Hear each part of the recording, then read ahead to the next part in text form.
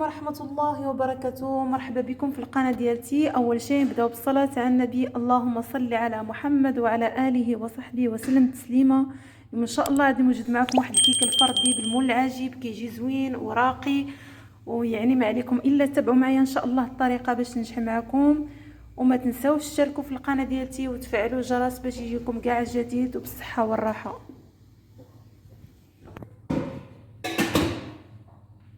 بالنسبه للمقادير اللي غادي نحتاجو ان شاء الله الكيكه بالمول العجيب، يعني الفردي. كتشوفوا بهذا المول ان شاء الله غادي تشوفوا معايا كيجيو راقيين وفرديين وزوينين، ويعني كيصلحوا للضيوف والاخر. غادي تشوفوا معايا المقادير، في نفس الوقت غادي ندير طريقه التحضير، في نفس الوقت غادي نقول لكم المقادير ان شاء الله باذن الله. بسم الله توكلنا على الله. كنحتاجوا واحد 2 بيضات،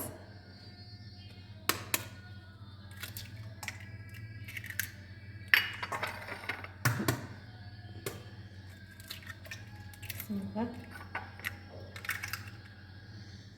هنا عندي كاس قل ربع، يعني معامش ديال العنبه سنيده.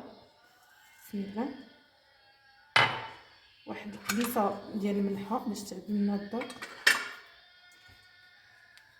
غادي نخلط هذا الشيء مزيان.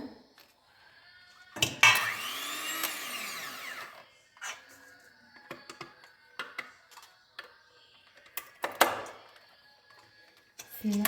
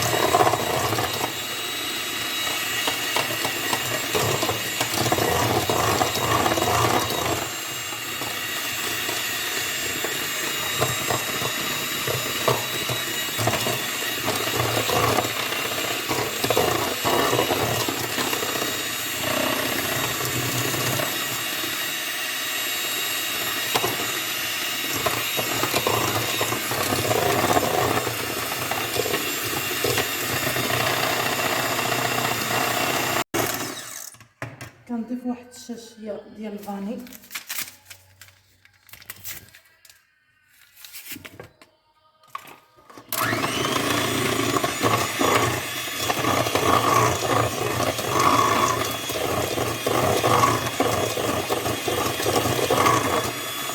عندي هنايا واحد نصف كاس ديال الزيت، نبقى نضيفو بشويه بشويه.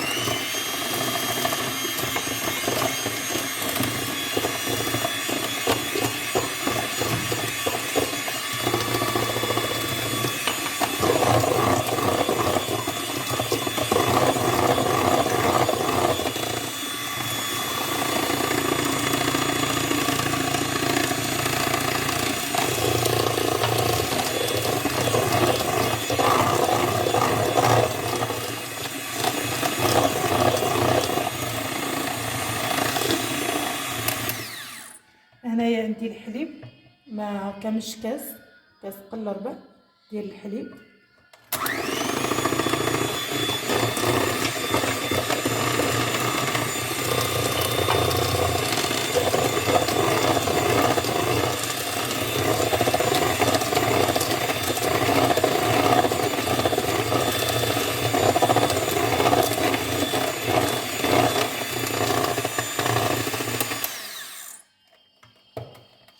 صافي. غادي نجيب هنايا هاد الغربال. بالنسبه للدقيق غادي نقول لكم الكميه، يمكن نحتاجو 200 او لا 250، يعني على حساب. ما غاديش، ما خاصهاش تكون ثقيله، ما تكونش جاريه. غادي تشوفوا القوام ديالها. بسم الله. غادي بالنسبه للخميره اللي غادي نحتاج وحده ونص ديال الخميره باش يجيونا شويه طالعين.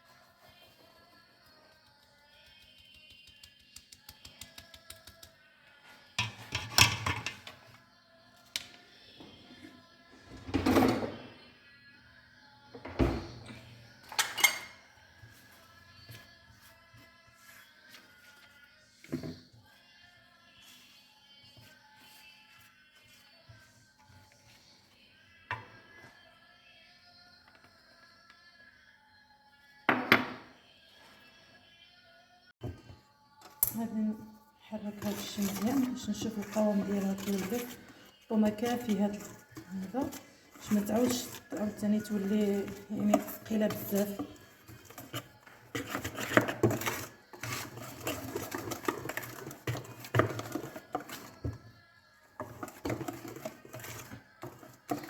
نضيف واحد شويه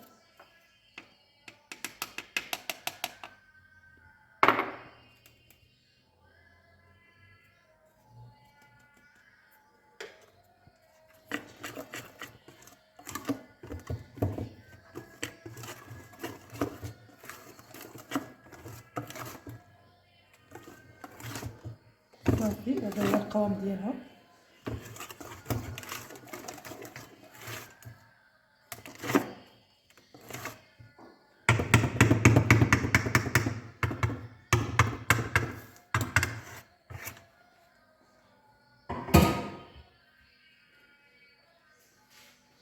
بالنسبه غادي نجيب لكم المول. هادو هما المول اللي كنقول لكم، المول العاجب بشكل يعني صغار كيجيو يعني راقيين صراحه.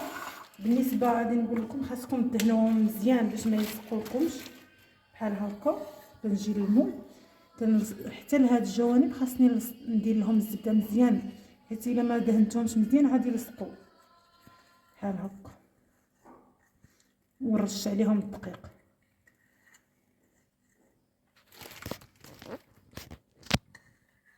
كنبقى بحال هكا.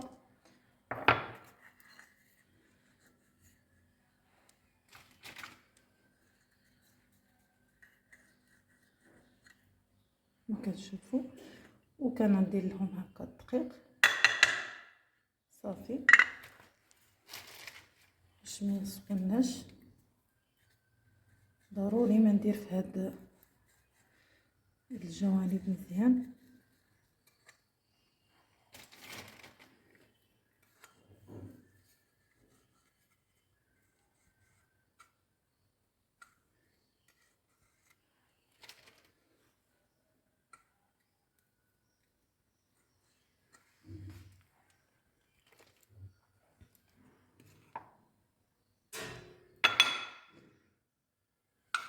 غادي نستعمر بحال هكا كما كتشوفوا معايا.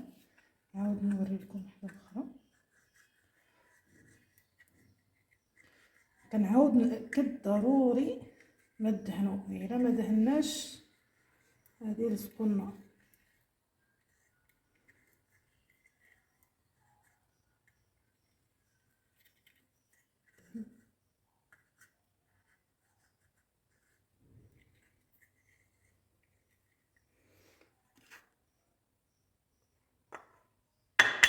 صافي غادي نستمر على هذا ومن بعد ان شاء الله نتلاقاو. بالنسبه شفتوا معايا فاش دهنتهم مزيان ودرت لهم الدقيق. ضروري كنوكد باش انكم دهنوهم مزيان باش ما يلصقولكمش. كنخوض المول ديالي وما نعمرهمش بزاف حقاش غادي يتنفخوا.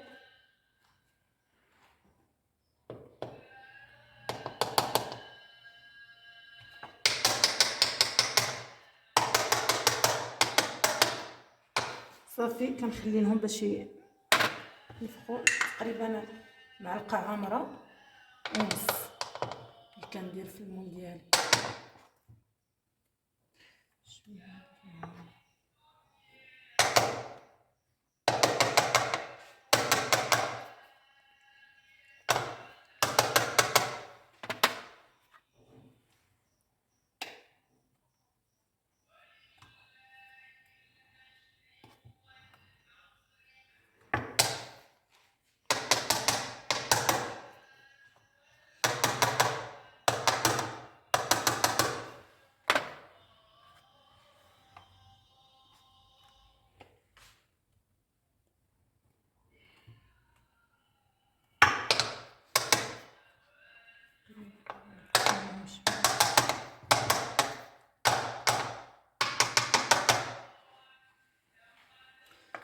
ربما هذه غادي نقسمها شويه، شفتها عامره باش نخليو لها شويه باش تنفخ.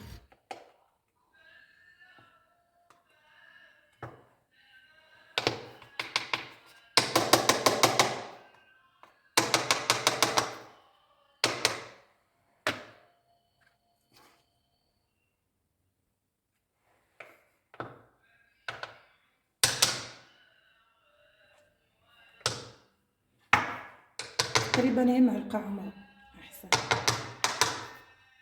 بحال هكا.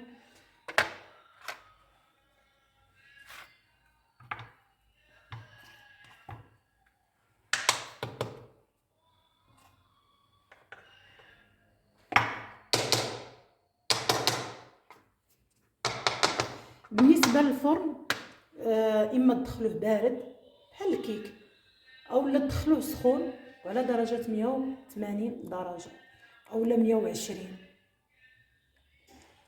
تقريبا كاع 100 من احسن باش يطيبوا شويه على خاطرهم. انا كنقول لك على 180 على اللي عنده الفران ديال الضوء. اما اللي عندها الفران ديال الغاز فهو غير يعني ما خاصوش يكون سخون بزاف وكذا، يعني يكون مشعول في التحت والفوق ما مشعوش. والا كنتي موالفه كتدخلي الكيك ديالك بارد دخليه، كنتي موالفه كتدخليه سخون دخليه، ودرجه الحراره تكون هكاك يعني ما سخون ما بارد، متوسط في الدرجه.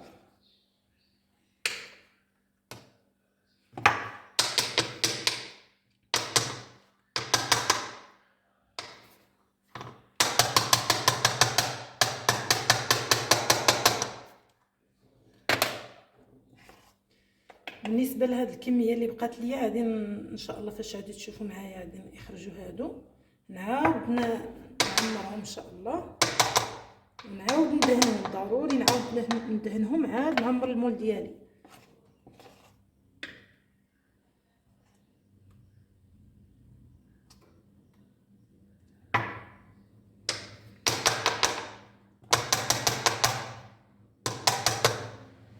هذه شفتها شويه عامره غادي نقص منها صافي وغادي ندخلها الفرن ونتلاقاو بعد شويه. متوسطه ما نحرك ما نقيسش باش ما يتكللش، نخليه يذوب مزيان حتى كنشوفو كيذوب. عاد بقى واحد الكميه غادي تشوفوا معايا غادي نحركوا هادشي اللي كاين ونضيف عليه واحد نص معلقه ديال الزبده ديال الماكله. صافي هادشي اللي كاين ومن بعد تشوف معايا المراحل ان شاء الله. كما كتشوفوا مع داب السكر ولا بحال هكا كراميل كنضيف ديك نص معلقه ديال الزبده صافي، وغادي نضيف داك الحليب اللي مخلط مع النشا واخا يتكلل معليش غادي تولي الكريمه عاديه ما تخافوش. ها هو واخا تكلل راه غادي يطلع.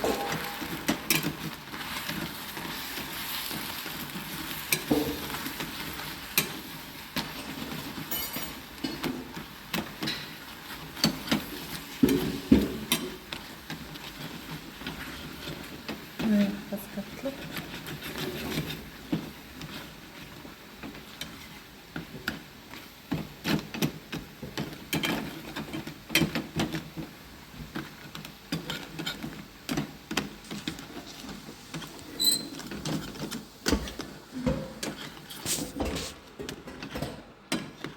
تسدو بهاد القطع هادي نودو.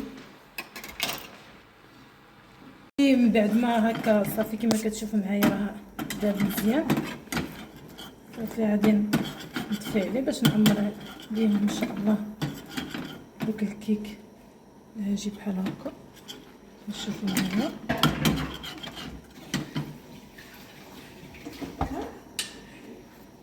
بالنسبه من طابوليه كما كتشوفوا ولاو حمر بحال هكا صافي غنخويهم من هذا المول بحال هكا. كنكرر ما تعمروهمش بحال هكا. هادو شويه عاد نرجعهم يطيبوا صافي. غادي هادو مازال ما طابوا غادي نرجعهم. بالنسبه للكريمه اللي غادي نحتاج الاولى الطبقه الاولى كما كتشوفوا معايا غادي نحتاج واحد كاس قلابه مع مرش ديال الحليب بسم الله، مع معلقه عامره صغيره ديال النشا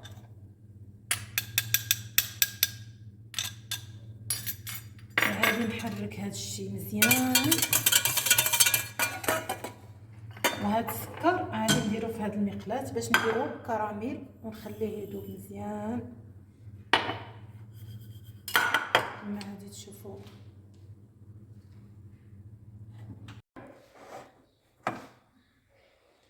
من بعد ما صافي ديك الكريمه وجدات ليا كنعمر المول كنعمر ديك الطبقه الاولى الكريمه الطبقه هكا كما كتشوفوا معايا بحال هكا.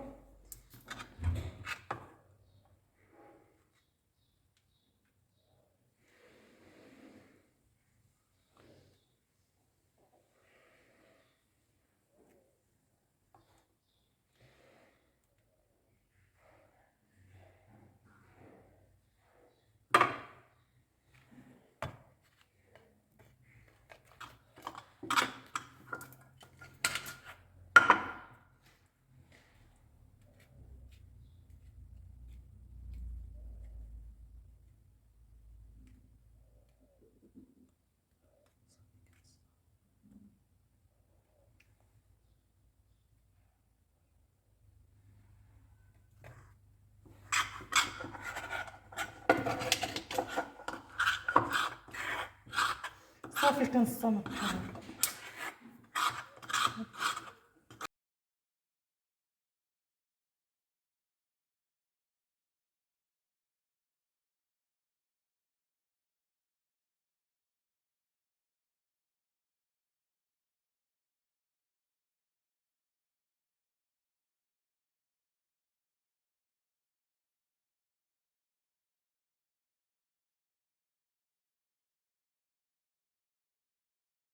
بالنسبه للكريمه دوك الاخرين اللي بقاو ليا ان شاء الله اللي غادي نعمرهم، غادي نحتاج واحد الحامضه معصوره كبيره مع القشور ديالها. غادي نضيف عليها واحد المعلقه عامره كبيره ديال النشا، واحد الكاس ديال الحليب، واحد صفار البيضه، كيس ديال الفاني،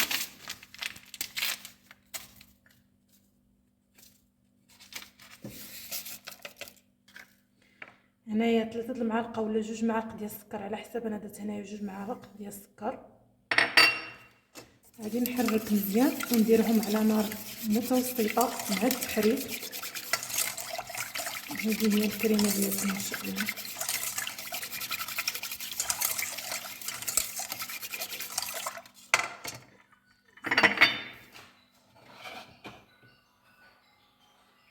صافي كما كتشوفوا ديك الكريمه راه عقدات ليا.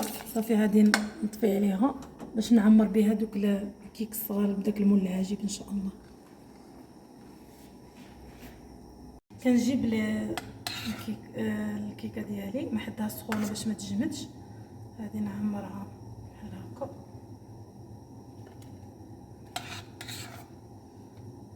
كما كتشوفوا راه زدت حمرتهم فاش لقيتهم شويه ما كانوش حمر.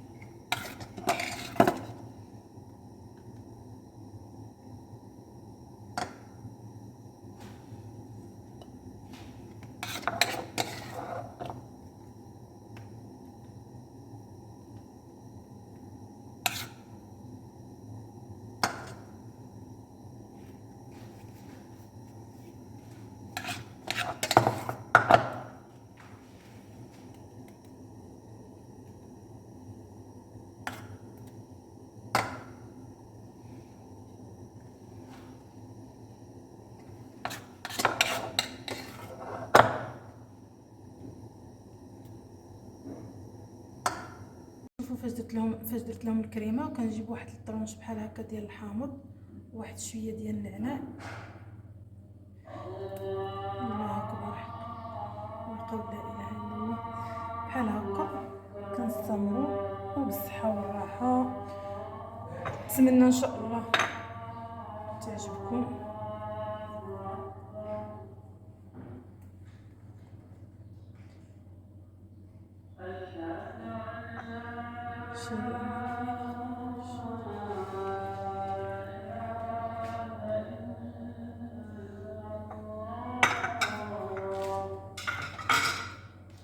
صافي ان شاء الله تعجبكم الطريقه.